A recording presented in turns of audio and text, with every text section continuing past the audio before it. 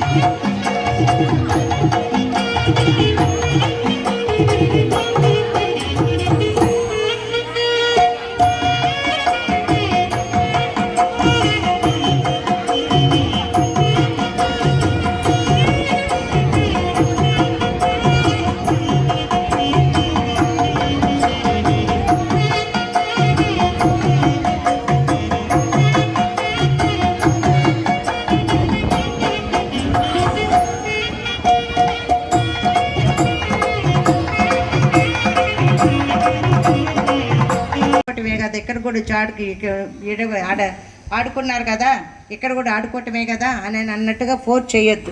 They also need fresh mind. వాళ్ళకు కూడా కొంచెం ఆడుకోవాలి, ప్లస్ చదువుకోవాలి. మరీ ముఖ్యంగా ఏంటంటే వాళ్ళ హెల్త్ విషయంలో చెప్పేది ఏంటంటమ్మా, మీరు వాళ్ళు ఏడుస్తున్నారని కింద పడి గిలగిల కొట్టుకుంటున్నారని మీరు అది ప్యాకెట్స్ ఉంటాయి కదా, ఫుడ్ ఏది బేకరీలో ఉండే ఫుడ్ కానీ, ఫుడ్ ఐటమ్స్ కానీ, బయట దొరికే బజ్జీలు, గారెలు అలాంటివి పెడుతుంటారు. నోన్ ఆయిల్ ఫుడ్ కదా, సో అలాంటివి పెట్టబాకండి. చాలాసార్లు స్టూడెంట్స్ నా దగ్గరికి వచ్చి నా కడుపులో నొప్పి వస్తుంది సిస్టర్, హెడేక్గా ఉంది సిస్టర్, కళ్ళు తిరుగుతున్నాయి అంటారు.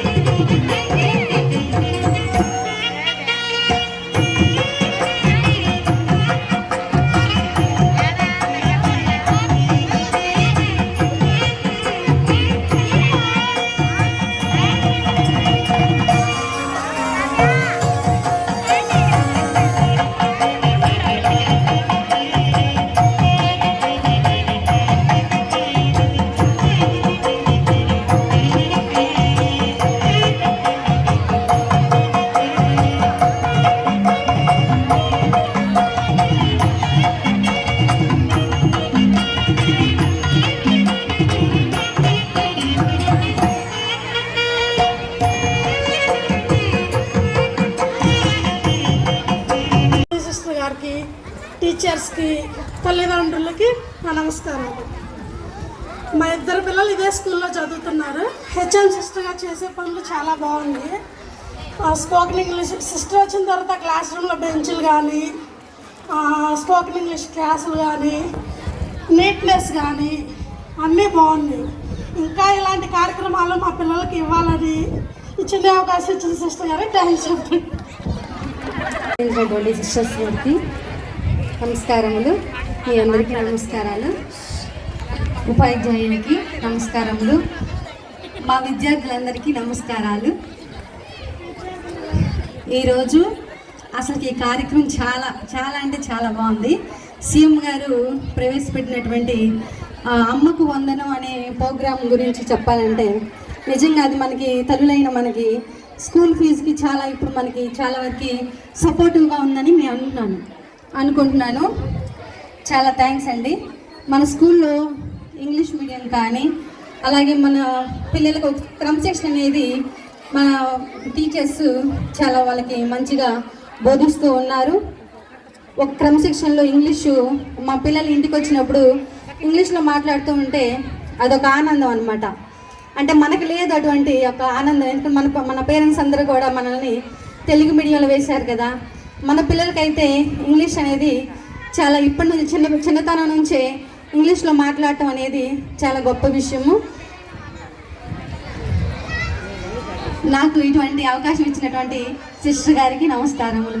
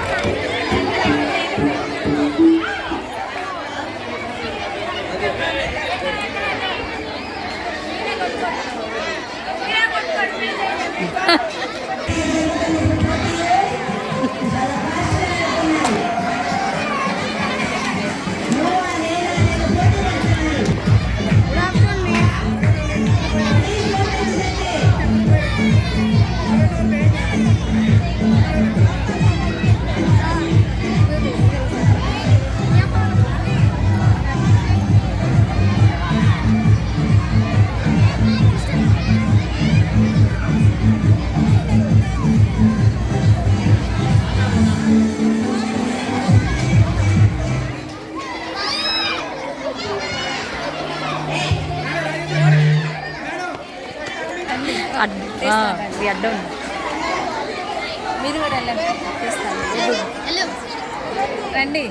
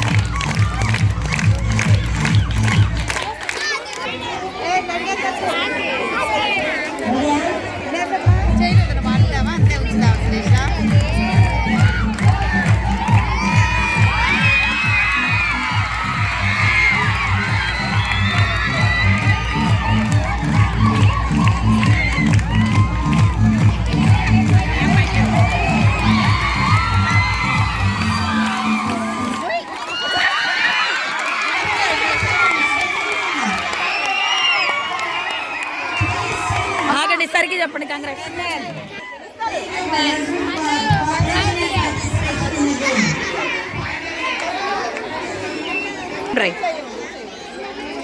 ముందు గమనిస్తా.